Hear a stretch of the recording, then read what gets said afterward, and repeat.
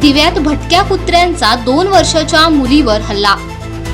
दिवा परिसरात भटक्या कुत्र्यांचा प्रचंड सुळसुळाट। नागरिकांच्या सुरक्षेवर निर्माण झाले गंभीर प्रश्नचिन्ह। काळूबाई बिल्डिंग विकास म्हात्रे गेट परिसरात 2 वर्षाच्या वेदा विकास काजरेवर कुत्र्याचा हल्ला। कुटुंबियांनी मुलीवर तातडीने सुरू केले उपचार। स्थानिकांमध्ये भीतीचे वातावरण। प्रशासनाकडून ठोस कारवाईची मागणी। विकास म्हात्रे गेट दिवा येथील दिशा कासारे 2 वर्षाची मुलगी ही काल त्यांच्या चालीतून जात असताना एका भटक्या कुत्र्याने तिच्यावरती हल्ला केला।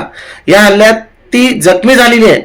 वारंवार ठाणे महानगरपालिकेला कळवण्यात येते की या भटके कुत्र्यांचा काहीतरी बंदोबस्त करावा, परंतु ठाणे महानगर प्रशासन ही नेहमी उदासीन प्रत्येक कामात असते आणि त्याचा प्रत्यय आज पुन्हा एकदा आला।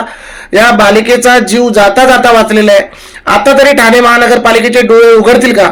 जर एवढं होऊन सुद्धा जर ठाणे महानगरपालिकेने अजून या भटक्या कुत्र्यांचा जर बंदोबस्त केला नाही तर या भटक्या कुत्र्यांना सर्वांना एकत्रित करून ठाणे महानगरपालिकेच्या मुख्यालयात सोडू